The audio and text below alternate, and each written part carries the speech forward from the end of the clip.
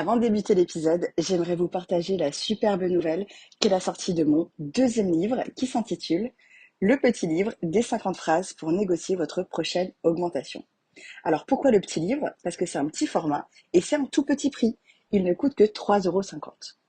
Qu'est-ce que vous allez trouver dans ce livre? Eh bien, un condensé de ma répartie légendaire. C'est-à-dire quoi dire et quoi ne pas dire quand on veut négocier son salaire d'entrée lors d'un entretien d'embauche, quand on veut demander une augmentation, mais également pour les indépendants et les indépendantes, quand on veut négocier ses prestations ou quand on veut augmenter ses tarifs. Le petit livre des 50 phrases pour négocier votre prochaine augmentation, c'est un tout petit format à glisser dans votre poche ou dans votre sac, l'anti-sèche parfaite pour vous permettre d'obtenir votre prochaine augmentation. Il ne coûte que 3,50 €, il est disponible en ligne et dans n'importe laquelle des librairies.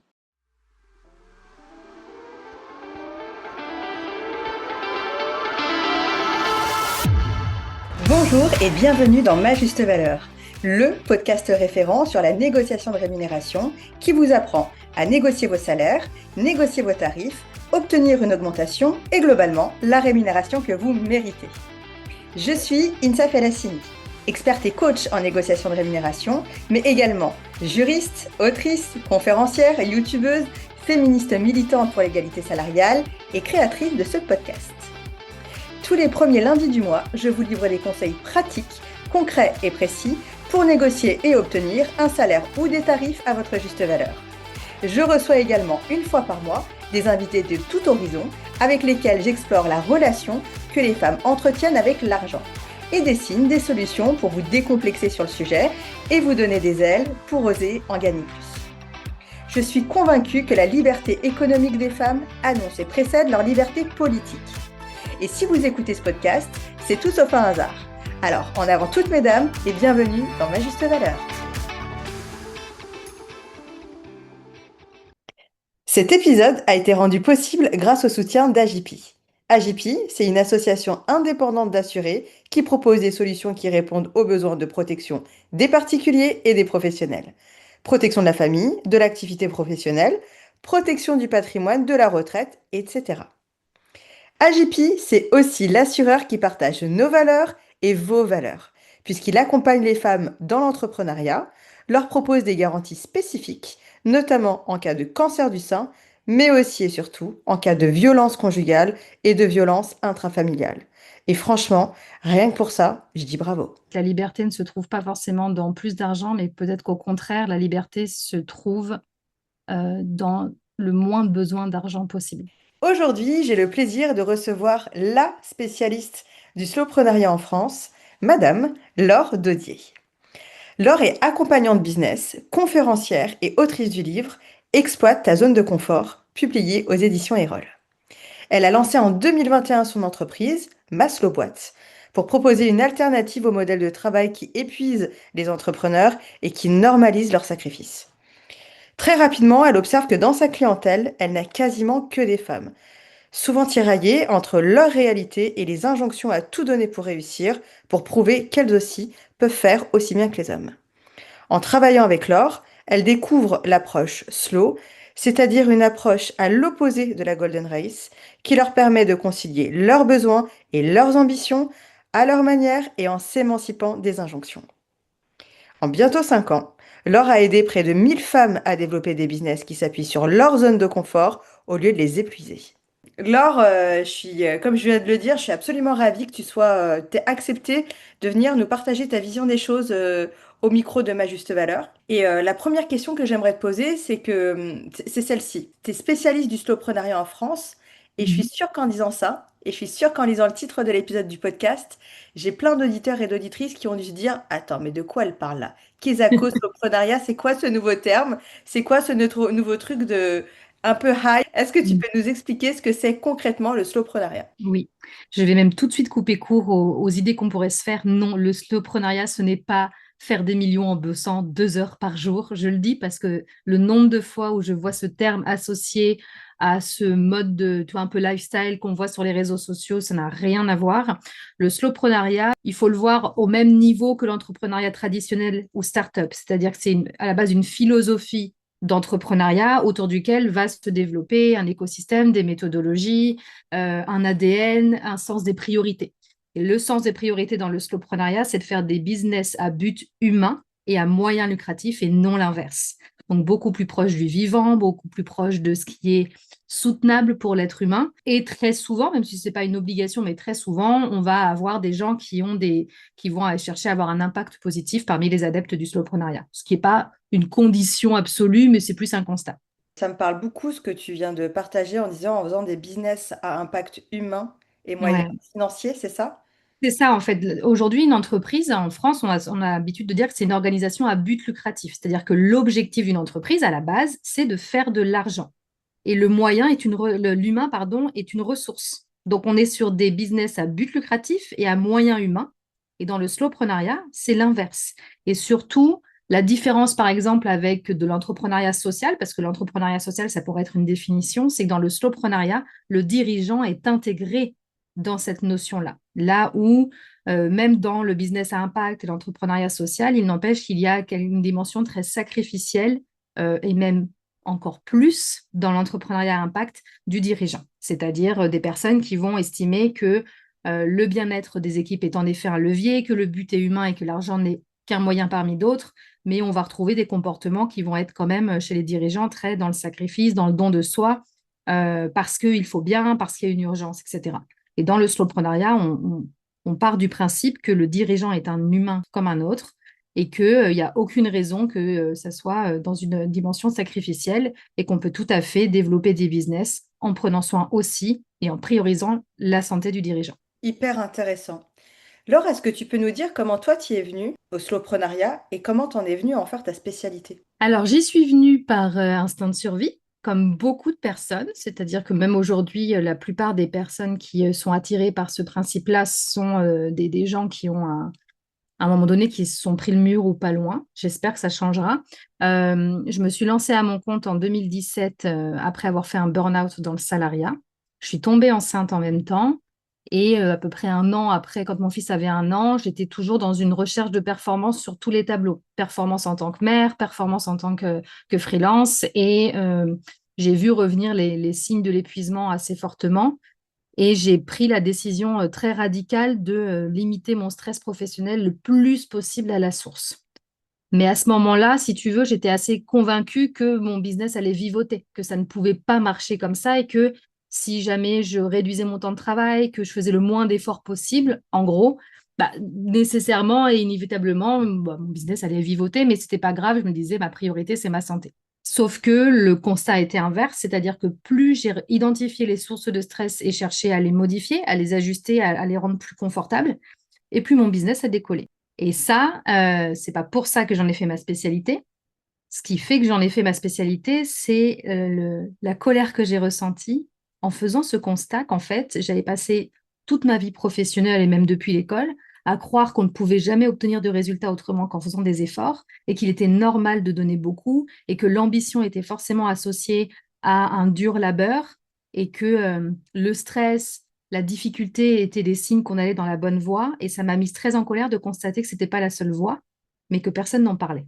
Et à force de voir autour de moi d'autres freelances, des pairs, hein, des partenaires, etc., qui travaillaient énormément et qui, pour autant, ne gagnaient pas toujours bien leur vie. Certains, oui, mais au détriment de leur santé et d'autres, pas du tout.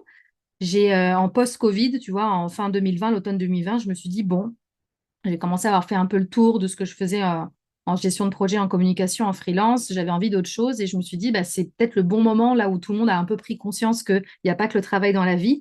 C'est peut-être le bon moment pour oser parler de la manière dont je travaille moi maintenant depuis l'année dernière, qui me permet de développer mon business sans m'épuiser. Et j'ai lancé ça comme ça, en me disant, je sais pas, j'ai le pif, c'est maintenant peut-être qu'il faut en parler. Et il y a une époque où on n'en parlait pas du tout, les gens étaient vraiment juste à ce constat de, en fait, ça nous a fait du bien quelque part qu'il y ait une pause dans la productivité habituelle et en même temps, on a envie de travailler différemment et en même temps, on ne sait pas comment faire. Et moi, j'avais un peu une solution, clairement. Assez intéressant que tu parles de burn-out parce qu'en fait, on a l'impression que dans le narratif entrepreneurial, dans le narratif du mythe d'un entrepreneur, il faut qu'à un moment donné, en tout cas à date, il faut qu'à Mhm. un moment donné, il y ait un burn-out. Oui, Et après, on repart sur un truc un peu plus spirituel, un peu wouhou, un peu new age, machin. Ce qui est intéressant dans ce que tu dis, Laure, c'est que Aujourd'hui, le modèle entrepreneurial en France et globalement dans le monde, hein, pas qu'en France, c'est que c'est un modèle capitalistique. C'est-à-dire Oui, que, bon, complètement. on est là pas pour enfiler des perles, on est là pour l'argent et idéalement pour en faire beaucoup. Ce qui en soi est OK, hein, il n'y a pas de problème à vouloir faire beaucoup d'argent. Ce qui l'est moins en revanche, c'est que ils ont fait de l'argent le paramètre central de l'entrepreneuriat. Et donc, le fait qu'on soit aussi dans une société patriarcale a poussé ce modèle-là avec l'argent au centre à son paroxysme. Et donc, on est rentré dans une espèce de course à l'argent perpétuelle, où le seul étalon de mesure d'un business qui fonctionne et de la réussite de quelqu'un, c'est sa réussite financière. Et Oui. la réussite financière a tellement pris de place que du coup, les personnes font des burn-out. Mais au-delà des personnes qui font des burn-out, on va y venir et tu vas nous expliquer tout ça. J'aimerais bien parler avec toi de la Golden Race. Ce qui Mhm. m'intéresse aussi ici, mais je pense que c'est deux questions à une question, c'est de mettre aussi ça en perspective avec le contexte actuel et notre contrat social actuel, où on sent clairement que notre société est en plein burn-out parce qu'on a trop mis l'argent au centre de tout ça. Au détriment de la santé, au détriment de l'éducation, au détriment de plein d'autres choses qui sont quand même vitaux. Euh, et du coup, j'aimerais bien t'entendre là-dessus et t'entendre notamment sur la Golden Race et en quoi le slowpreneuriat est une alternative à ce modèle-là. En fait, c'est ça, c'est qu'aujourd'hui, la santé, le bien-être, que ce soit la santé physique, mentale, sociale, dans le monde du travail et dans l'entrepreneuriat, en fait, c'est juste que c'est encore plus poussé par rapport à ce qu'on attend des entrepreneurs. Ce sont des dommages collatéraux. Et ce qu'on essaye de faire, parce que tu as raison, ça fait plus d'un siècle maintenant qu'on est dans cette dimension capitaliste, productiviste, donc faut avoir conscience que c'est installé depuis un moment. Euh, C'est-à-dire que depuis que les entrepreneurs, c'est quelque chose, ça a toujours été sous ce modèle-là, en fait. Ça a toujours été le modèle dominant. Avant, il y avait des chefs d'entreprise, des artisans, des commerçants, mais l'entrepreneur, les premiers entrepreneurs, tu prends les Carnegie, etc., c'est dans les années 1890, 1900, etc. Ça a toujours été ce modèle-là. Et ça a infusé dans tout le monde du travail. Et on essaye aujourd'hui, on constate les dégâts en termes d'égalité, en termes de santé, on constate. Mais on essaye de trouver des solutions à ça qui ne vont pas du tout toucher à la sacro-sainte croissance, au sacro-saint profit financier et à la performance. Alors même que ce qui cause tout ce mal-être-là, c'est le fait que ça soit le but principal. Donc, on essaye de pas, et puis c'est assez logique parce qu'aujourd'hui, quand tu regardes qui sont les grands décideurs, bah, ce sont beaucoup des capitalistes aujourd'hui. Ça, c'est pas, tu vois, c'est pas honteux de le dire. Je pense qu'en plus, ces derniers temps, on le voit bien. Et bah, ces gens-là n'ont absolument pas intérêt à ce que ça change, n'ont pas envie que ça change. Donc, c'est aussi eux qui portent le discours le plus fort. Ce qui fait que quand on entreprend, c'est difficile de se détacher de ce discours-là et c'est pas évident de se dire bah, en fait, même si moi, je me rends compte que ce qui me fait le plus vibrer, c'est pas de chercher de l'argent à tout prix, mais c'est oui, gagner de l'argent, mais en faisant quelque chose qui m'éclate, en ayant un impact, en faisant quelque chose d'utile, ben, je me sens un peu pas un vrai entrepreneur ou pas assez ambitieux parce qu'en fait, le truc qui me fait le plus vibrer, c'est pas la thune. Et le slowpreneuriat amène un cadre dans lequel c'est tout à fait autorisé. Donc ça, souvent, c'est ça. Moi, je pense que l'émotion que je déclenche le plus chez les gens, c'est le soulagement. Et je trouve que c'est pas anodin parce que c'est comme si juste parce que je parle de slowpreneuriat et d'exploiter sa zone de confort au lieu d'en sortir et que c'est OK d'avoir les ambitions financières qu'on veut et enfin voilà, c'est comme si les gens, on leur enlevait un poids et que je disais tout haut ce qu'ils n'osent même pas s'avouer eux-mêmes tout bas, tu vois. C'est parce que c'est tout de suite associé à, en fait, j'ai peut-être pas le droit de faire partie de cette clique des indépendants, des entrepreneurs, ou des leaders, ou peu importe, tu vois, des personnes à responsabilité, parce qu'en fait, ma motivation principale n'est pas de faire le plus d'argent possible. Et je crois que, en plus, donc il y a évidemment des conséquences de cette dimension capitaliste à l'échelle mondiale, mais à l'échelle individuelle, moi j'observe énormément d'hommes et de femmes qui vont s'obliger à courir après des hauts objectifs financiers qui ne les rendent pas heureux, parce qu'en fait, c'est pas du tout ce qui les fait le plus kiffer, que pour aller les chercher, ils vont mettre en place des projets et des méthodologies qui ne leur correspondent pas, qui les épuisent, et puis ils se retrouvent vite pour les personnes pour qui ça marche. C'est pas le cas de tous. Il y a quand même beaucoup qui s'épuisent et en plus, ils n'ont même pas cette satisfaction que ça leur rapporte ce qu'ils sont venus chercher, mais même dans ceux qui réussissent financièrement, ça se transforme vite en cage dorée.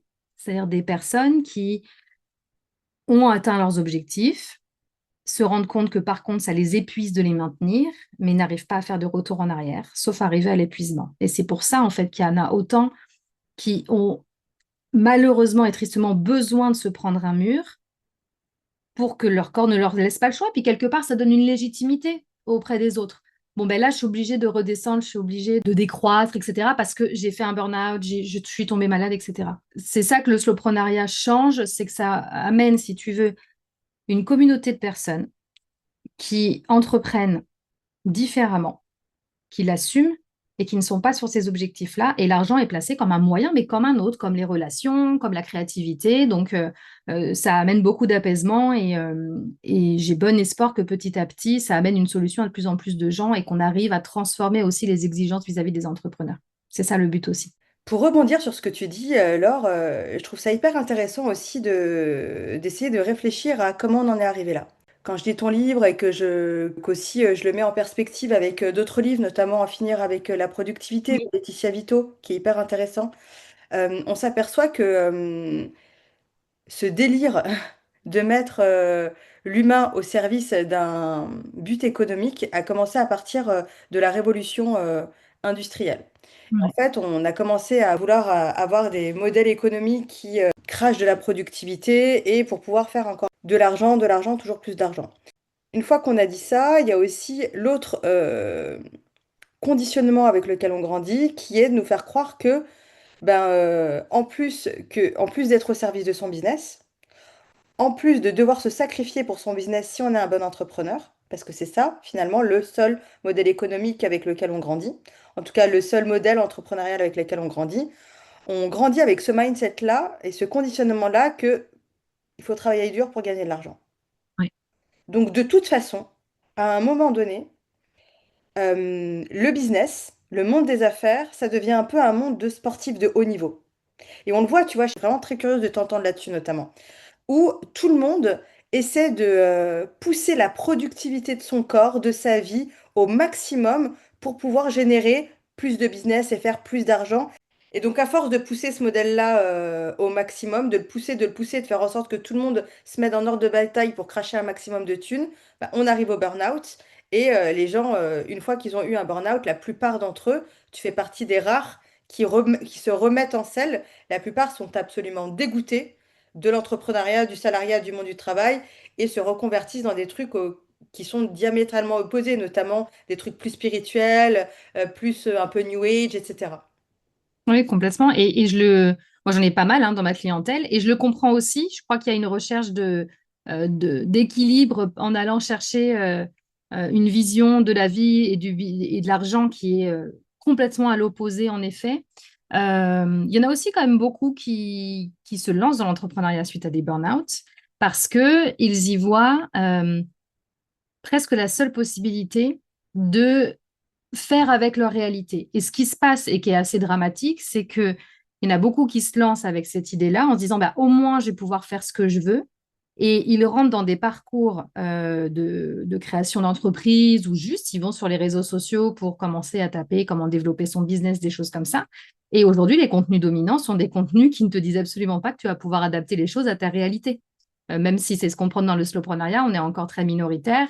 Et il y a tout ce travail justement de visibilité à faire pour que plus tard, des gens qui se lancent et qui ont une réalité de vie en fait qui n'est pas compatible avec bosser 80 heures, qui sont pas forcément en excellente santé, qui ont peut-être des enfants, qui ont peut-être fait un burn-out, qui ont peut-être une maladie chronique, qui sont peut-être aidants. Enfin, en fait, ce qui concerne quand même les réalités de vie d'énormément de gens. On parle de millions de personnes, mais ils arrivent dans un écosystème où on leur explique que s'ils ne sont pas, pour caricaturer, mais c'est assez proche de ça, un homme célibataire de 25 ans en excellente santé, sportif, qui mange bien et qui veut tout dégommer, bah en fait, ils ne sont pas vraiment adaptés pour l'entrepreneuriat. Et c'est ce qu'on leur fait sentir. Et donc, tu as ces personnes qui font ce choix parce que le salariat n'est plus forcément possible pour eux par rapport à leurs besoins. Donc, ils se disent, au moins en me mettant à mon compte, quelle que soit la profession, je pourrais avoir plus de souplesse. Et là, on leur explique, mais non, mais tu n'as rien à faire là, parce que si tu n'es pas prêt à faire des sacrifices, à te dédier à ta boîte pendant les 3 premières années, même en freelance, à sortir de ta zone de confort, à te faire un peu violence, ben, en fait, tu n'y arriveras pas. Et donc, ça fait plein de gens qui, soit il y en a qui désespèrent et abandonnent et vont retrouver quelque chose qui leur convient pas. Et il y en a aussi beaucoup qui se disent, bon, bah, d'accord, je vais faire tout ça et qui se recrament par derrière. Et moi, ça a été ça, c'est-à-dire que j'ai fait un burn-out. Bien sûr que je me suis lancée pour retrouver cette liberté, mais l'environnement dans lequel je suis arrivée, je me suis dit, oh, mais en fait, je peux pas. Et donc, je me suis remis la pression. Et heureusement que j'ai un côté, je pense, très rebelle et radical parfois quand il y a quelque chose qui ne me convient pas. Au bout d'un moment, je me dis, je me barre. Donc là, je voulais pas me barrer de l'entrepreneuriat. Mais tu vois, c'est là où j'ai pris cette décision de le stress, ça va vraiment disparaître de ma vie professionnelle. Je ne sais pas ce que ça va donner, mais là, je me laisse pas le choix. Sauf qu'il y a plein de gens qui fonctionnent pas comme ça. Et je reviens sur ce que tu as dit à propos des sportifs de haut niveau, et j'en parle dans mon livre parce que j'en ai tellement marre, en fait, d'entendre ce truc de oui, les sportifs de haut niveau, les champions, eux, ils font ça. En fait, les sportifs de haut niveau ne sont pas dans une recherche de performance tous les jours. Ils ne répètent pas leur compétition comme ça va se passer le jour J pendant tous leurs entraînements, et ils laissent une place énorme à la récupération, et ils sont extrêmement entourés. Et c'est pas ça qu'on exige qu'on exige des entrepreneurs. Aujourd'hui, on demande aux entrepreneurs d'être performants de 8 heures du matin à 20 heures du soir, à tout moment, d'être ultra réactifs, de s'adapter. En fait, c'est inhumain ce qu'on demande aujourd'hui aux entrepreneurs. Et c'est aussi pour ça que le burn-out est vu presque comme un rite de passage aujourd'hui. C'est que finalement, si tu as fini par te cramer, par faire un burn-out, par avoir un cancer, par avoir pris un mur en bagnole parce que tu étais trop fatigué, tu as une tape dans le dos parce que ça veut dire que tu t'es bien investi pour ton business. Tu as fait ce qu'il fallait. Bon, maintenant, tu as le droit de te reposer ou c'est dommage. Et en même temps, bah oui, c'est ça être entrepreneur. Et cette non-remise en cause de ce qu'on s'inflige et de ce que la société inflige et ce que des discours chez des influenceurs business, dans des structures d'accompagnement, dans les bouquins, tu vois, cette non-remise en cause du stress pour les entrepreneurs, moi, elle me choque parce que c'est une catégorie de la population à qui on demande de trouver des solutions pour la société civile, voire publique, de résoudre des problèmes, d'être en responsabilité. Donc, tu vois, il y a quand même énormément de choses qui sont demandées. Et moi, je suis convaincue qu'on a besoin vraiment qu'il y ait de plus en plus de personnes qui aient cet esprit entrepreneurial. Et à côté de ça, on exige d'eux bien plus que la plupart des gens. Les seules personnes, le seul autre parallèle que je vois où je trouve ça tout aussi ahurissant, ça va être les professionnels de santé qui ont cette immense responsabilité, qui sont dans des conditions absolument abominables et à qui on demande de continuer à bien soigner les gens alors que les conditions sont abominables en fait. Les professionnels de santé, on en parle parce que c'est très concret, on le vit en fait, il suffit d'aller aux urgences, on le voit et puis parce qu'ils s'expriment. Mais les entrepreneurs sont aussi une partie de la population qui est très dépolitisée parce qu'il faut pas parler un petit peu de tout ce qui pourrait euh, être politisé, c'est-à-dire faire valoir ses droits, etc. On en parle assez peu, hein. Autant on parle des droits des femmes, tu vois ça, mais parce que les femmes entrepreneurs font partie de cette catégorie des femmes et on lutte pour nos droits, mais tu entends très peu aujourd'hui de chefs d'entreprise. euh, comment dire? Les gens vont constater que ça va mal, ils vont oser le dire, mais ils ne vont pas demander à ce que ça change. Et ça, je trouve ça très problématique. Et c'est là où la vision du slowpreneuriat vient amener, encore une fois, un écosystème alternatif qui, j'espère, est complémentaire surtout, puisque tu vois, parallèle, qui vient amener voilà, un espace dans lequel c'est tout à fait OK et qu'on soit de plus en plus de monde à oser dire ce n'est pas normal, que parce qu'on entreprend, qu'on soit freelance, chef d'entreprise, dirigeant, peu importe, on doive que ce choix professionnel fait que on doit encaisser 3 fois plus de stress que les autres et ne jamais chercher de solution pour être moins stressé. Et c'est normal, il faut juste être des Superman et des Wonder Woman, tu vois, avec cet esprit. Tu vois, tu l'entends chez beaucoup d'entrepreneurs de ah ben oui, mais bon, hein, on aime bien, on a signé pour ça, et puis de toute façon, hein, on a bien voulu. Et ça, je trouve ça assez ahurissant de voir où on en est arrivé de cette acceptation d'une dose de souffrance et de stress qui est jamais remise en question dans l'écosystème. En fait, Laure, au-delà de la dose de souffrance et de stress, moi j'ai l'impression que l'entrepreneuriat en 2017 et en 2025 a profondément changé. En Oui, près de 10 ans, on a profondément changé la vision qu'on avait sur l'entrepreneuriat et la vision que les personnes ont de l'entrepreneuriat et de ce qu'ils voulaient faire de l'entrepreneuriat. En 2017, c'était la Startup Nation. Soit oui, t'étais cool, soit t'étais pas cool. Tu avais les cool guys, ceux qui avaient une start-up, ceux qui votaient Macron, ceux qui étaient là pour dire on va changer les choses, on est la Startup Nation, on est là pour changer le monde et on le change à coup de franglish, de backstrapping, de levée de fonds, etc., etc. Et tu as eu toute une population de jeunes à l'époque, parce que entre 25 et 35 ans, tu es quand même encore relativement jeune, qui, on est d'accord, hein, Oui, tout à fait, tout à fait, tout à fait. qui se sont dit, mais en fait, moi j'ai envie d'entreprendre, moi j'ai envie d'être cool, donc je me reconnais plus dans ce modèle-là. En tout cas, ce modèle-là m'attire plus, résonne plus avec moi, et donc c'est Mm. ça que je vais faire. Et à aucun Oui, moment, ils ont envisagé qu'il y avait une autre alternative. Et donc, tu avais les gars cool et tu avais les gars moins cool, ceux qui travaillent à leur compte. ouais, Les exactement. libéraux, Ouais, les libéraux ou les autant chefs te d'entreprise dire, traditionnels, en fait. Tu as une voilà. entreprise traditionnelle, ouais, c'est le truc plan-plan, quoi. Voilà. Donc ceux qui travaillaient en libéral, c'était pas cool. Personne ne veut être mis dans cette catégorie-là. Or, la réalité, c'est que fast forward en 2025, le monde a vachement évolué. On s'est rendu compte que ce modèle-là de la start-up, bah déjà, un, il n'était pas viable. Deux, il n'y avait pas que ce modèle-là. Et trois, ce n'était pas le meilleur, en fait. Il Oui. n'y a pas qu'une manière d'entreprendre. Avoir une idée, lever des fonds, grossir ta boîte, scaler, blablabla, aller à San Francisco, machin. Il n'y a pas que cette manière-là. Et que tu peux faire tout autant d'argent. Alors peut-être pas des milliards parce que voilà, il y a quand même des paliers à passer et chaque palier requiert ses challenges. Mais la réalité, c'est que tu pouvais déjà passer le palier des 6 chiffres sans te cramer la gueule, sans être une start-up. Et en étant coiffeuse, et en étant notaire, et en étant conseillère en gestion de patrimoine, et en étant les autres qui étaient considérés jusqu'ici comme des pas cool, tu vois, comme les gars de l'école qui étaient pas cool, les gens du collège qui sont pas cool, mais qui au final, bah, mangeaient pas tout ce stress-là. Moi, j'aimerais bien aussi avoir ton regard sur comment ça a changé. Est-ce qu'au final, on n'a pas changé? Est-ce qu'on n'a pas évolué de regard sur l'entrepreneuriat? Parce qu'à un moment donné, les femmes ont massivement investi l'entrepreneuriat. Parce que, comme tu le sais, on le sait toutes les deux, on en a déjà parlé en off, etc., etc. La réalité, c'est que la plupart des entreprises ne sont pas designées pour les carrières féminines. Donc, au bout d'un moment, tu en as marre d'être prise pour une clown, et donc tu vas ailleurs et tu décides de monter ta propre boîte. Ou tu fais un burn-out, ou tu es mal considéré à ton retour de congé maternité, etc., etc. Toutes ces choses-là qui font qu'à un moment donné, les talents féminins voilà, décident de démissionner un peu du modèle du salariat pour entrer dans le modèle de l'entrepreneuriat. Et en venant dans l'entrepreneuriat, elles se sont dit, mais attends, moi je suis venue dans l'entrepreneuriat pour avoir plus de liberté. Il est hors de question que je vois pas mes gamins. Il est hors de question que Ouais. je travaille de 8 heures jusqu'à 22 heures. Il est hors de question d'avoir trop de stress. Il est hors de question que X, que Y, que Z, tu vois. Et avec cette vision-là, peut-être un peu plus féminine des choses, un peu plus connectée à soi, un peu plus connectée à son monde, au corps, etc.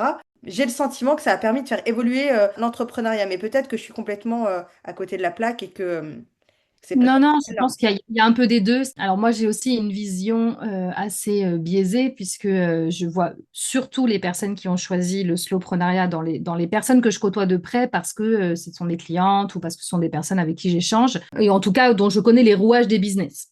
Les autres, il faut que j'aille les chercher, discuter avec elles, donc j'en ai un petit peu moins. Le constat, par contre, est clair, c'est que dans le slowpreneuriat, tu l'as dit en intro, c'est pas exclusivement des femmes. Il y a aussi des hommes, mais en tout cas, dans les personnes qui se font accompagner à ça, mais ça, c'est un autre sujet, c'est quasiment exclusivement des femmes. Et c'est en effet un mode de travail qui va beaucoup leur parler parce que, comme tu l'as dit, les autres modèles sont peu adaptés à leur réalité. Et l'un des piliers du slowpreneuriat, c'est de construire le business autour de la réalité de la personne. Donc, peu importe que ce soit une réalité de femme, de mère ou de personne qui est cramée, dans la manière dont on construit les business, ça fait partie de l'ADN. Déjà, je pense que ça parle beaucoup aux femmes parce que l'idée de reconnecter à soi, de ralentir, bah, je crois qu'on a tellement de pression par ailleurs, on est des gens tellement fatigués par ailleurs, tellement de responsabilités et de charges mentales par ailleurs que ça fait du bien à entendre. Donc ça, c'est attractif. Et puis parce que ça leur correspond. Il y a des hommes aussi qui viennent, mais souvent parce qu'ils se sont cramés ou parce qu'il y en a aussi pas mal qui ont naturellement un tempérament assez, assez décontracté, souvent des freelances et qui en fait sont pas très stimulés par le côté chef d'entreprise salarié et qui, voilà, qui trouvent leur compte.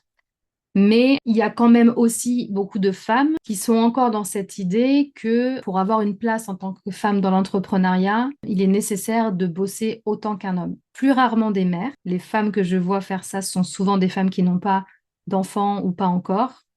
Parce que je crois qu'après, il y a une réalité parentale qui fait que voilà, il y en a aussi qui ont des enfants et qui souvent voient pas beaucoup leurs enfants et font ce choix de faire garder beaucoup leurs enfants pour pouvoir mener ça. Ça, je le vois quand même beaucoup encore jusqu'à ce que, c'est-à-dire des femmes qui vont à un moment donné avoir un changement de vie, soit se prendre le mur, soit un enfant qui arrive et qui vont faire qu'elles vont réajuster. Et à ce moment-là, elles se rendent compte que c'est possible. Par contre, je trouve que ça dépend des types de business. Sur des professions libérales ou sur des freelances ou à prestataires de services, des petites entreprises, il y en a beaucoup qui arrivent à poser ce cadre dès le départ. Sur des chefs d'entreprise, des femmes qui vont monter des business avec des salariés, je le vois moins parce qu'il y a aussi toute cette idée très, très, très ancrée que pour ce type de business, que ce soit start-up ou entreprise traditionnelle, en tout cas, peut-être que les équipes, le cadre peut être cool pour elles, mais en France, on est quand même très à mettre sur les épaules du dirigeant et de la dirigeante toute la responsabilité de la réussite de la boîte.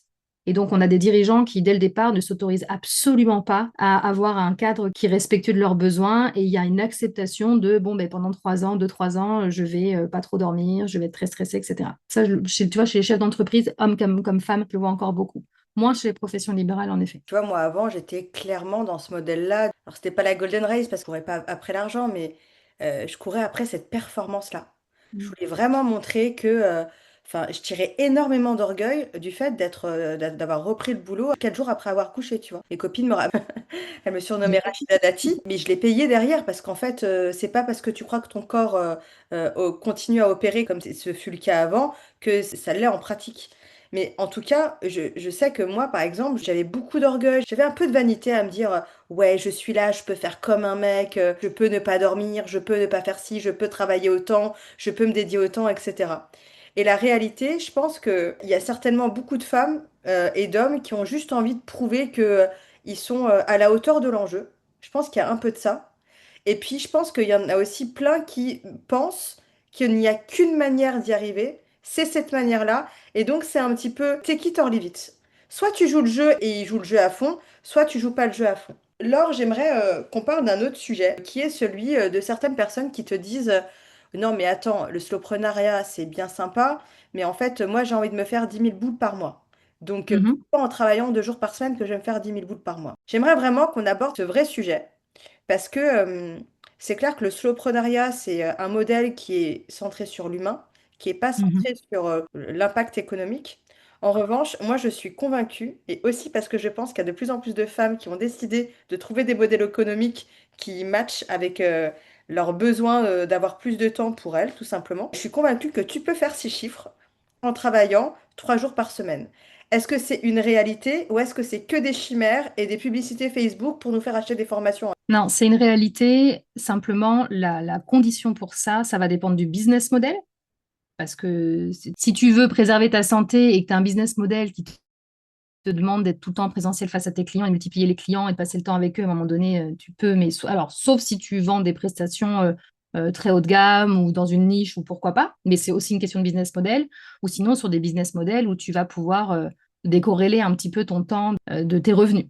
Donc c'est possible. Et la deuxième condition, c'est de laisser le temps que ça arrive. Alors, pour deux raisons. La première raison, c'est l'hypercroissance. Même si elle a été acquise sans se cramer, la pression que ça met, l'entourage qui arrive et qui t'explique maintenant, il faut que tu délègues, maintenant, il faut que tu fasses ci. Donc, tu vois, cette espèce d'entourage, parce qu'en général, quand on fait de l'hypercroissance, on en parle, etc., et qui te dit maintenant, la prochaine étape, c'est ça. Là, on se retrouve vraiment dans l'effet cage doré dont je parlais tout à l'heure, c'est-à-dire des personnes qui l'hypercroissance n'a pas forcément été trop énergivore, parce que des fois, c'est juste bonne compétence, bien amené au bon moment. Enfin, tu as tout plein de contextes qui font que ça est arrivé. Mais le maintien de ce niveau-là, lui, fait plonger. Et puis parce que un changement, même positif, même perçu positivement pour le cerveau, pour le corps, c'est éprouvant et que des personnes qui sont passées en un an de je gagne 1 500 € par mois à je me dégage un chiffre d'affaires de 500 000 €, en fait, c'est brutal. C'est très brutal en termes de posture, en termes de gestion d'argent, de tout ce que ça amène comme sujet. Donc, l'hypercroissance est brutale et c'est extrêmement difficile. En tout cas, moi, je n'ai encore rencontré personne dans les personnes autour de moi Et je suis dans un milieu de l'infoprenariat, donc j'en connais quelques-uns, puisque c'est typiquement un genre de business model où on peut scaler rapidement, qui se soit maintenu durablement en bonne santé en ayant fait de l'hypercroissance. Et c'est le même phénomène d'ailleurs chez les start-upers, hein. Parce que par devant, dont tu parlais tout à l'heure, c'est youpi, on a levé des millions. Et puis derrière, la pression que ça amène, c'est autre chose. Donc il y a aussi l'idée de se dire, OK, je veux atteindre ces hautes ambitions financières. Il y a tout cet enjeu de, avec mes compétences, mes talents, ce que je sais faire, ce que j'aime faire, qui sont les gens qui vont être prêts à payer ça, quel est le business model qui va me l'amener, et accepter aussi que le but n'est pas de faire ces 6 chiffres forcément en 1 ou 2 ans, mais de les amener à un rythme de construction qui va être soutenable et qui fait que quand on va atteindre ce niveau-là, se dire, bah, en fait, la croissance, elle a été, j'ai réussi à l'encaisser, je me suis adaptée, j'ai mis les choses, enfin, tu vois, j'y suis pas allée comme une grosse bourrine et je peux maintenir ça sans que ça me demande de réinventer la roue, etc., à chaque fois et que ça soit épuisant. Et dans ces conditions-là, bien sûr qu'il y en a. Il y a aussi beaucoup de gens que ça n'intéresse pas. Il y a aussi beaucoup de gens dont l'ambition financière se résume à je veux gagner 2000, 2500 euros par mois, de quoi payer mes charges, et en fait, ça me va très bien. Et ça, c'est aussi plein de gens qui ont envie qu'on leur foute la paix avec leurs ambitions financières, parce que c'est pas ça qui les anime, et que pour autant, ce sont des personnes qui peuvent avoir dans leur écosystème et auprès de leurs clients un impact qui est hyper fort et qui ne sont pas intéressés pour chercher à croître, en fait, mais qui s'y obligent souvent. Donc pour moi, il y a les deux. Bien sûr que c'est possible. C'est à regarder au cas par cas quel est le chemin qui va pouvoir y amener sans t'épuiser. Et en même temps, la première question à se poser, c'est pour quelle raison est-ce que je veux atteindre cet objectif-là? Est-ce que c'est pour prouver quelque chose? Et on a le droit hein, d'avoir besoin de prouver quelque chose. Mais il faut juste voir, tu vois, mettre en parallèle de qu'est-ce que je suis prêt à mettre en face. Tu vois, moi, je te dis ça parce que je rencontre beaucoup de personnes qui arrivent des fois avec cet objectif-là. Voilà, je me suis déjà cramée, j'ai ces hautes ambitions financières, je veux que tu m'aides à les atteindre sans me cramer. Et quand moi, je les fais travailler sur leurs objectifs de vie, elles ont envie de vivre quoi. Donc, en gros, comprendre à quoi cet argent va leur servir.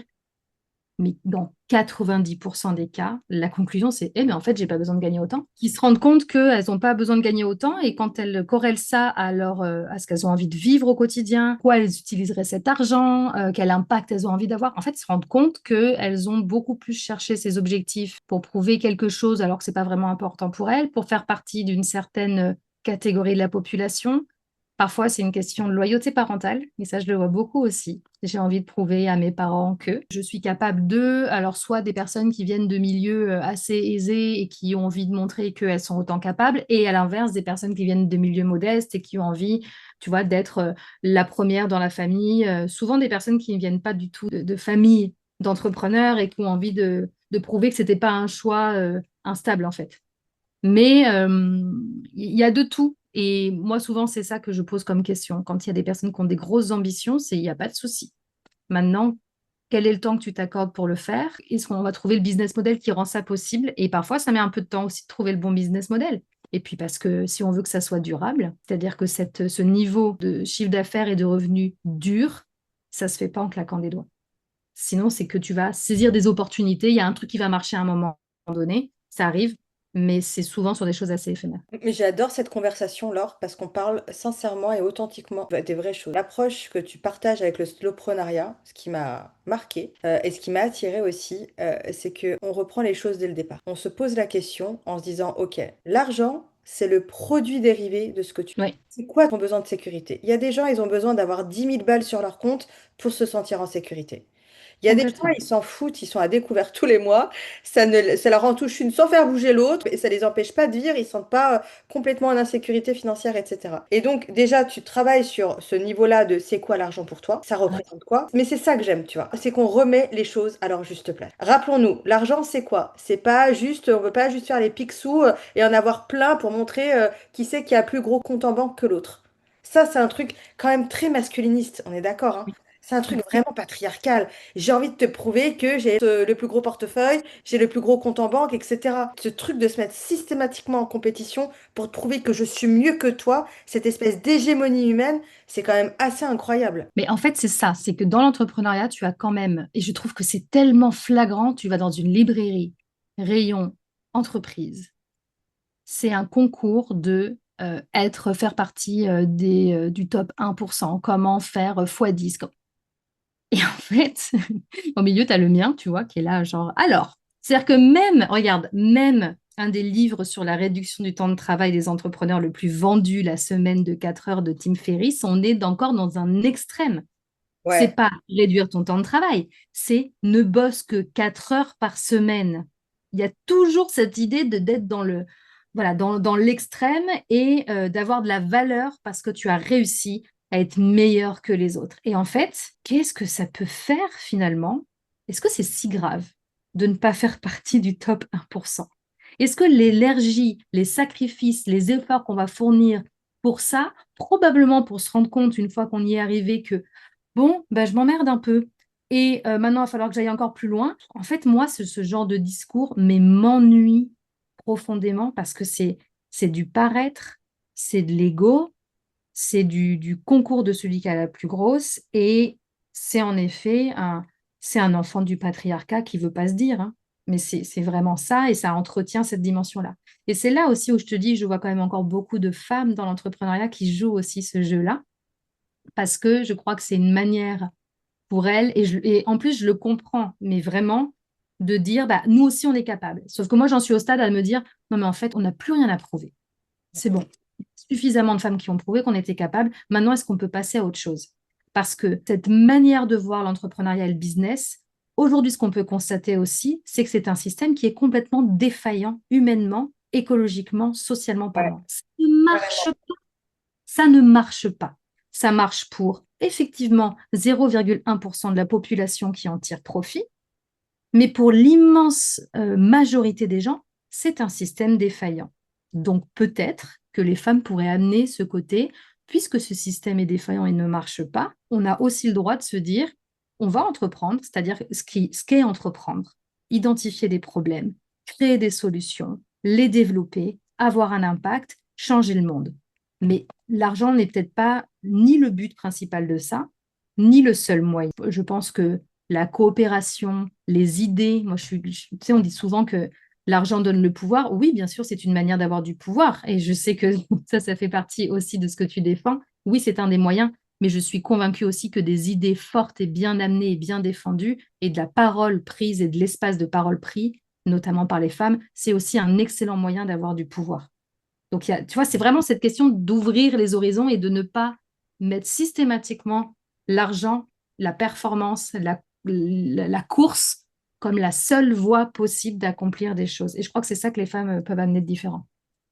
Moi, tu vois, je suis pas dans la dualité, je suis pas dans l'opposition à dire soit t'es puissant financièrement, soit t'es quelqu'un qui est conscient de ton environnement et t'es quelqu'un de bien. Enfin, pour vraiment pour Oui, oui, diviser oui, le ton truc schéma et faire type. un truc un peu blanc-noir, tu vois.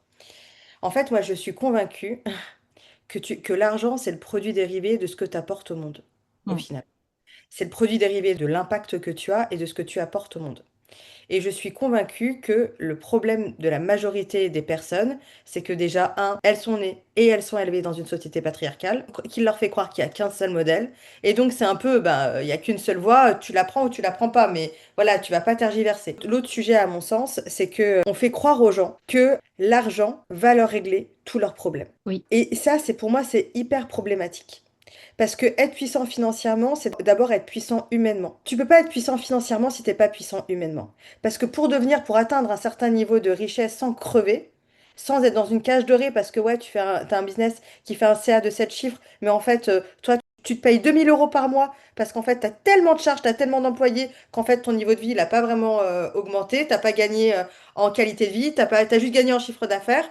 Donc tu peux juste aller jouer au kéké devant les copains et leur dire bah, je fais ou les copines et dire je fais à 7 chiffres. Je pense que le problème, c'est qu'on n'a pas expliqué aux gens de manière correcte, limpide, quel était le but de l'argent. On leur a jamais expliqué. Et donc à partir du moment où on leur a pas expliqué, ils mettent derrière ce truc-là ce qu'ils veulent et ça devient un amplificateur bah, de blessures, c'est un amplificateur de problématiques, c'est un amplificateur de plein de choses, bonnes ou mauvaises. Et je suis convaincue aussi que il y a plein d'entrepreneurs et d'entrepreneureux qui ont des business à 7 chiffres qui sont sur les réseaux et qui te disent j'ai mon business à 7 chiffres, j'ai fait le million cette année. Mais moi, je pose toujours la question, tu te rémunères combien en fait? oui, aussi. Parce que la réalité, c'est combien tu te rémunères. Parce que tu vois, ça aussi, ça participe aussi à créer, je trouve, une fracture sociale. C'est-à-dire que surtout un peu moins nous parce qu'on est plus mature et on a plus d'expérience de vie parce qu'on est plus âgé et qu'on a plus expérimenté aussi. Mais quand tu vois les jeunes qui arrivent sur le marché de l'emploi et notamment sur le marché de l'entrepreneuriat et qui croient dur comme fer qu'en fait tu peux devenir millionnaire en ne faisant absolument rien, juste en ayant la bonne idée parce que tu as Ouais, été plus malin que tout le monde et que tu as niqué tout le monde. Enfin, non, c'est pas possible. Tu ne deviens pas millionnaire en niquant tout le monde. ouais, exactement. Il y en a qui ont des coups de bol. C'est-à-dire que c'est ce que je te disais tout à l'heure, bonne idée, bonne compétence, je sais pas, bonne opportunité, bonne rencontre, bon moment. Ça arrive, mais c'est éphémère. Parce que si le contexte, tu sais, c'est vraiment la vieille histoire des fondations de la maison, quoi. C'est-à-dire que si tu n'as pas pris le temps de poser des bonnes fondations, de réfléchir ton truc, de te faire un réseau solide, de te faire une crédibilité, un positionnement solide, etc., bah, en fait, une fois que l'opportunité est passée et que le contexte a changé, bah, ton succès, il est très éphémère. Et il y en a à qui ça convient, mais il y en a eu plein ces dernières années avec l'infoprenariat, avec là, c'est ce qui est en train de se passer sur l'IA, etc. Très bien, mais sauf que si tu n'as pas ni la maturité ni la conscience que c'est éphémère, parce que oui, il y a ceux qui font beaucoup de chiffre d'affaires mais qui ne se payent pas beaucoup, et tu as aussi ceux qui se payent beaucoup et qui changent leur mode de vie et qui s'habituent à un mode de vie et qui se rendent compte que, bon, alors par contre, là, pour le maintenir, je me rends compte que ça me colle vachement la pression et qui se retrouvent bloqués parce que gagner moins, faire moins de chiffre d'affaires, c'est gagner moins. Et là, ça remet toute leur vie en cause. Et il y a une énorme différence entre une décroissance choisie. Je te dis ça parce que moi, c'est complètement le délire dans lequel je suis en ce moment de me dire, je veux réduire mes besoins financiers le plus possible parce que pour moi, la liberté, elle est là, mais c'est choisi, c'est progressif, c'est conscient, enfin rien à voir avec une décroissance subie. Ouais. Parce que souvent, tu as aussi beaucoup d'entrepreneurs qui savent, qui le voient qu'ils vont dans le mur. Et moi, ça, j'en rencontre beaucoup. Parce que du coup, avec ce que je fais, les gens osent m'en parler sans avoir peur du jugement, si tu veux. Donc, je récolte souvent un peu les dessous, genre, oh, qu'est-ce que c'est épuisant. Et quand je leur parle de ralentir, ils se disent, mais je ne peux pas. Parce que j'ai acheté une baraque, j'ai un prêt qui est comme ça, et puis mes enfants, je les ai mis dans telle école, et puis ça, et puis ci. Donc, même au-delà de l'image, l'aversion à la perte, c'est hyper puissant chez l'être humain. C'est difficile de se dire, si là, je change les choses, et que ce soit ralentir ou juste changer le business model, en fait, ce que j'ai construit va changer. Et ça fait tellement peur qu'il y en a qui, et ce qui va arriver de toute façon une fois qu'ils auront pris le mur, hein, mais quelque part, c'est plus rassurant de se dire, bah, je vais me prendre le mur, je verrai bien. Et au moins, ça me Ouais. donnera. Et c'est ça que moi, en fait, je trouve dramatique là-dedans. Cette obsession de l'argent et ce critère de réussite presque unique, ça amène les gens à faire des choix qui sont hyper néfastes pour eux. Et donc, même chez ceux et celles pour qui ça fonctionne et qui font en effet beaucoup d'argent, surtout en France. Je pense qu'en plus, en France, on a une vision de l'échec qui est tellement. On n'a pas le droit d'échouer. C'est mal vu. Et donc, ça rajoute une couche, tu vois. C'est-à-dire que tu redescends, c'est que quand même, tu as merdé, tu n'as pas été assez performant, tu n'as pas été assez fort, tu n'as pas tenu, tu n'avais pas les épaules, etc. Donc, il y a tout un contexte. Et pour moi, d'ailleurs, c'est beaucoup plus un enjeu systémique qu'un enjeu individuel, hein. Je crois que les individus, ils font vraiment ce qu'ils peuvent, même les kékés de LinkedIn, en fait. Franchement, je crois que profondément, on fait tous ce qu'on peut à l'endroit où on est avec ce qu'on entend autour de nous. Et c'est Exactement. pour ça que c'est fondamental pour moi de changer ce qu'on entend, de changer les modèles, de d'oser prendre la parole sur ces sujets, d'oser questionner le statu quo et remettre la santé en priorité. Pourquoi? Parce que quand tu prends le prisme de la santé, ce qui touche encore une fois à la santé physique, au bien-être, santé sociale, enfin, à l'environnement, ça prend un peu tous les pans de la vie. Quand tu mets ça en priorité et quand tu remets l'argent au rang d'un moyen comme un autre, tu résous énormément de problématiques. Mais ça, il y a encore du chemin pour que le discours soit beaucoup plus diffusé dans tous les endroits, si tu veux. Ouais, mais quand même, tu vois, moi je vois qu'il y a quand même des voix comme la tienne qui est de plus en plus audible Oui, oui, ça et de commence plus à... en plus son chemin et on est plus en plus aligné avec ça. Tu vois, je pense aussi notamment à Émilie Friedli qui a Maison Mère et son objectif, elle, c'est qu'un business soit clairement au service des mères et à ton service, c'est mettre un business à ton service. Et Oui, donc, c'est différent évidemment du slowpreneuriat, ça n'a rien à voir avec ce que tu fais, mais oui, mais ça se recoupe pas mal quand même. on retrouve aussi cette idée, hein, quand tu adaptes le business à la réalité de la personne, c'est ça, c'est que c'est pas l'inverse. Et souvent aujourd'hui, dans le monde du travail, on adapte sa vie quotidienne à son boulot. C'est-à-dire que c'est même une façon d'être dans tout le monde du travail, hein. Et oui, on en parle plus. Le cap qui nous reste à passer pour conclure là-dessus, c'est qu'aujourd'hui, on constate les dégâts, on entend parler d'alternatives comme le slowpreneuriat, mais tu vois, moi, la question qu'on me pose le plus en conférence, par exemple, c'est est-ce que vous avez des exemples de chefs d'entreprise qui sont dans le slow, qui ont démarré comme ça et qui ont une boîte qui tourne? Et Ouais, ça, aujourd'hui, la réalité, c'est que moi, je n'en ai pas encore identifié. J'en ai identifié qui ont ralenti après et leur boîte continue de tourner. J'ai plein d'exemples chez des indépendants, des professions libérales. J'ai aussi des données hyper intéressantes sur les effets de la qualité de vie au travail sur les salariés, la semaine de 4 jours, etc. Donc, en fait, j'ai ces données-là. Mais aujourd'hui, c'est vrai que sur les dirigeants, les chefs d'entreprise, des personnes qui ont démarré comme ça et qui ont réussi à monter leur business sans être dans le sacrifice, moi, je ne les ai pas encore identifiés. Et donc, souvent, là, on vient me dire, ah bah oui, mais du coup, ça ne marche pas. Et en fait, pour moi, c'est pas ça qu'on doit se dire. C'est, encore une fois, le modèle actuel est défaillant. Ça, c'est une certitude. C'est-à-dire que c'est la seule chose dont on est sûr, c'est que ce modèle hyper capitaliste, hyper dans la performance, dans la recherche de croissance rapide, qui va de plus en plus fort, c'est-à-dire que le modèle startup, c'est ce que tu as aujourd'hui chez les indépendants. On demande aux indépendants de faire des millions sans lever de fonds en 2 ans. C'est quand même, à un moment donné, il va falloir s'arrêter. Ce modèle est défaillant. Donc après, on a deux choix. Soit on continue à se dire, bon, ben, ce modèle est défaillant, mais youpi tralala, on aime souffrir, on continue à y aller. Ou alors on essaye une alternative et justement, on se lance, et c'est, je crois, une sacrée audace aussi pour ces entrepreneurs qui adorent être audacieux, c'est une audace de se dire, eh ben, ça marche pour les indépendants, ça marche pour les salariés, ça marche pour ceux qui changent leur business après s'être pris le mur.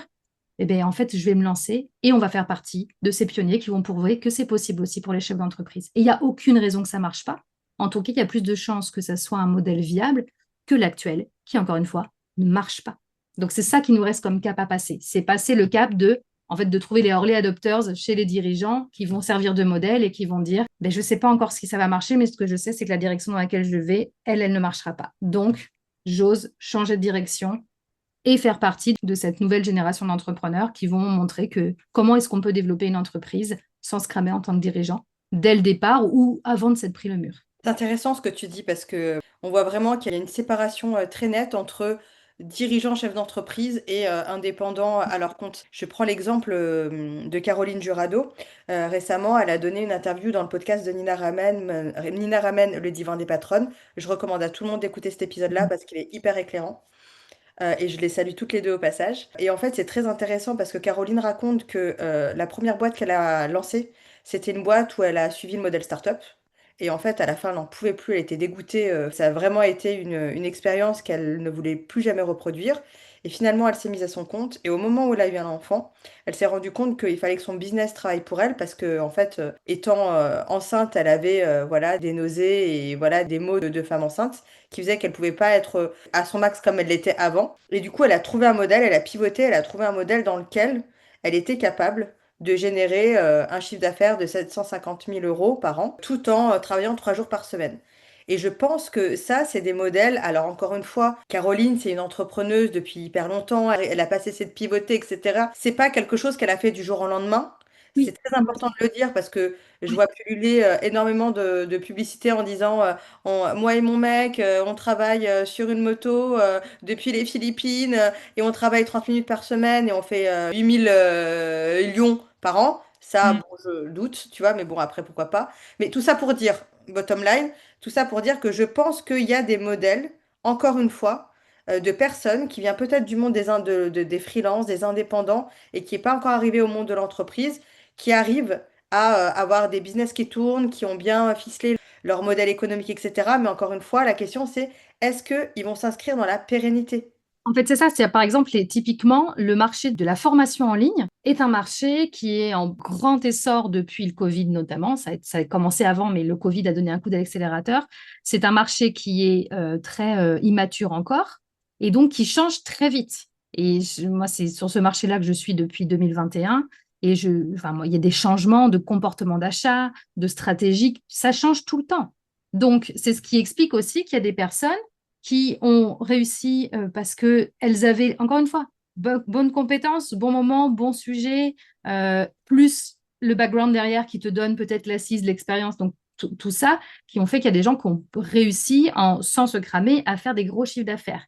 Mais pour le maintenir, dans un marché qui est si fluctuant, Bah, c'est la question, c'est est-ce que ces compétences-là, ces capacités-là, ma réalité, je vais trouver les manières de maintenir ce niveau-là dans un nouveau contexte. Et ça, c'est la réalité de l'entrepreneuriat. Et c'est peut-être là aussi où les entreprises plus traditionnelles, plus organiques, parce qu'en fait, le soloprenariat, des fois, on me dit, bah, en fait, c'est de l'entrepreneuriat normal. Ouais, il y a des choses où, en fait, c'est juste comme ça qu'on faisait des business à l'ancienne, mais en fait, c'était pérenne. Et d'ailleurs, avant, le but d'une entreprise, c'est pas faire de la croissance rapide, c'était de durer dans le temps. Et le but, c'est de revenir un peu à ça et de durer en tant que personne aussi. Moi, en ce moment, je suis très intéressée par le concept de robustesse, qui est la manière dont le vivant, en fait, subsiste malgré les fluctuations. Et sur la planète Terre, des fluctuations, il y en a eu deux, trois quand même. Je trouve ça hyper intéressant parce que c'est le fait de... C'est de l'anti-performance. On part du principe qu'il va y avoir des choses qui vont plus marcher, qui vont bouger, il y a des imprévus, tout ça, et on construit avec cette conscience-là et on construit sur le risque plutôt de construire contre le risque en essayant de l'éviter. Je trouve ça passionnant. Et pour moi, j'ai l'impression de découvrir un monde du slowpreneuriat plus, et qui est beaucoup plus en phase avec la réalité du terrain. C'est-à-dire que oui, des fois, il peut y avoir des pics où, ah, on a de la chance, il y a un truc qui marche bien. Par contre, on sait que ça ne va pas durer. Donc, qu'est-ce qu'on met en place pour que notre business, il reste viable sur la durée, alors qu'il y a des choses qui, demain, là, aujourd'hui, ça marche très bien, demain, ça ne va pas marcher. Et moi, de plus en plus, j'essaye de tenir compte de ça parce que même si je suis très vigilante à ma santé mentale, je trouve que dans l'industrie dans laquelle je suis du business en ligne, ça bouge tellement fort qu'il y a quand même des moments encore où c'est trop de stress pour moi, quoi. C'est-à-dire qu'il y a des trucs où je me dis, bon, là, les fluctuations, je les encaisse encore trop fort, donc il faut que je trouve un moyen de lisser tout ça et de surfer sur les vagues plutôt que de me les prendre en pleine poire, quoi. Laure, avant de se quitter, j'aimerais vraiment qu'on parle d'un sujet parce que j'aimerais t'entendre là-dessus. J'aimerais vraiment qu'on parle de deux sujets. On va essayer de les aborder rapidement. Le premier, c'est question, oui, non, à ton avis, est-ce que le slowpreneuriat peut être répliqué en entreprise pour le salariat? Oui. Est-ce que toi, tu vois que c'est possible, tu y vois une possibilité, ou est-ce que pour toi, c'est un truc qui sera cantonné à l'entrepreneuriat? Non, non, j'en suis convaincue. En fait, le slow working, c'est-à-dire le fait d'appliquer les principes du mouvement slow au travail, bien sûr que c'est possible. Il y en a déjà qui le font. Et d'ailleurs, il y a des entrepreneurs qui le font déjà pour leurs équipes, mais qui ne se l'appliquent pas à eux. C'est pour ça que moi, je parle de slowpreneuriat, parce que je m'adresse beaucoup aux dirigeants.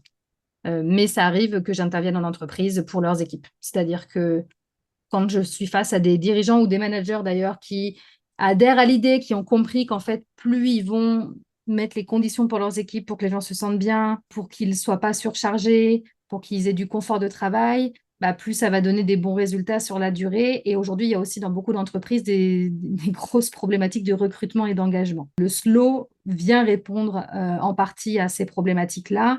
Et souvent, j'ai des managers où moi, j'aimerais bien aussi qu'ils l'appliquent à eux. Ils n'osent pas trop manager dirigeant, ça dépend des contextes, mais en gros, mes clients, quoi. Moi, j'interviens pour l'équipe et puis je vais les impliquer dans l'atelier. Subtilement, je vais leur dire, bon, ouais, fais l'atelier avec nous et puis ça leur permet de prendre conscience de certaines choses pour eux. Mais oui, bien sûr que ça fonctionne et c'est d'ailleurs là où on a le plus aujourd'hui de retour avec toutes les expérimentations qui sont faites sur la semaine de 4 jours, sur la réduction du temps de travail. Je parle bien de la semaine de 32 heures et non pas celle de 35 heures sur 4 jours. Ça marche pas. Surtout pour les parents, par exemple. Les initiatives qui sont sincèrement faites pour la qualité de vie à travail, quand je dis sincèrement, c'est pas par obligation, parce qu'il y a des normes à respecter, mais parce qu'il y a un vrai engagement de l'équipe dirigeante là-dessus. Des gens qui ont vraiment compris que, en fait, leur priorité, c'est l'humain et qu'ils ne veulent pas considérer les humains comme des ressources pour du profit. Ouais. Donc oui, bien sûr, ça marche. Et ma deuxième question, et du coup dernière question, Laure, rapidement, le titre de ton livre, c'est Exploiter sa zone de confort. Et moi, Ouais. j'aimerais juste y revenir pour le kiff, hein, parce qu'en fait, on a grandi en nous disant le confort dans l'inconfort. Il faut que tu sortes de ta zone de confort. L'expansion se trouve au-delà de ta zone de confort, etc., etc. La vie démarre en dehors de ta zone Oui, de confort. exactement. La vie démarre au-delà de ta zone de confort. Et en fait, toi, tu prends le contre-pied de tout ça et je trouve ça hyper libérateur.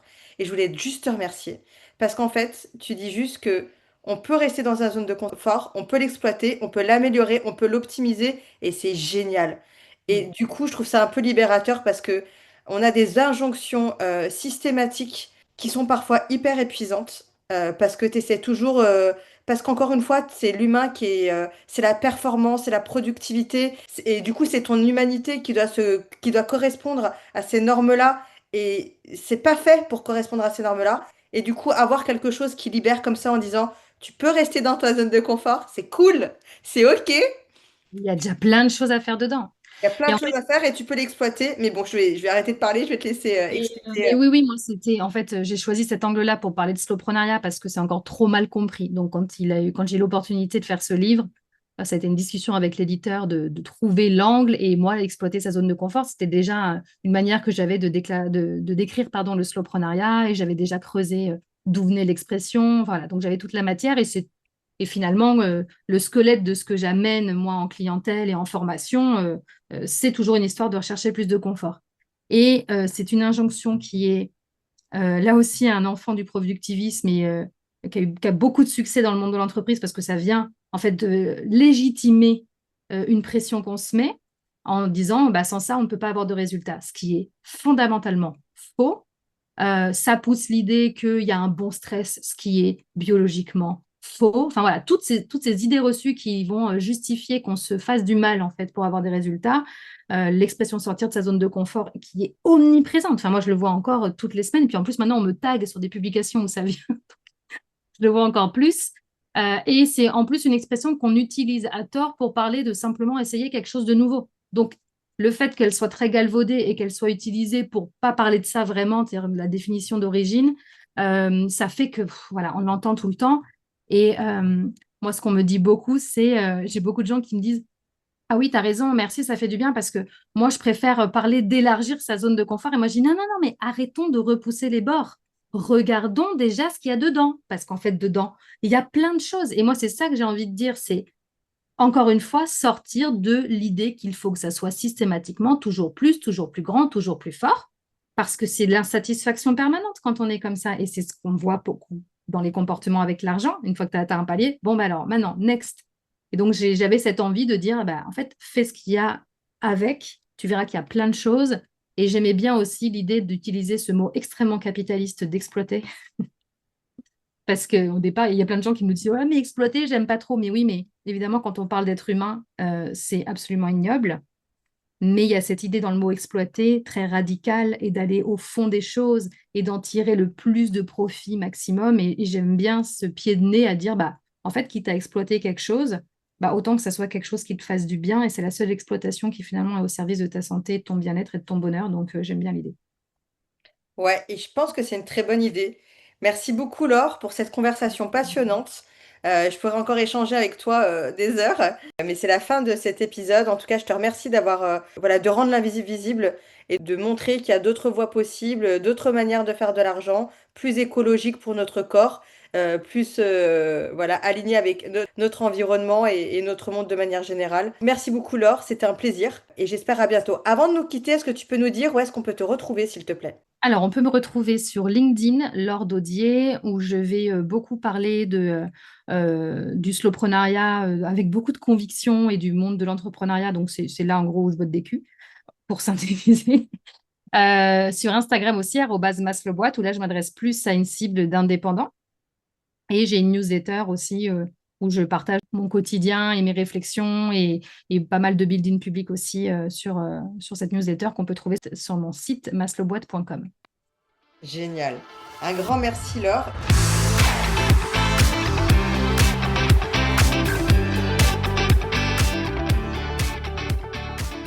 Si vous aimez le podcast Ma Juste Valeur, vous allez adorer notre programme et nos offres de coaching à la négociation de rémunération.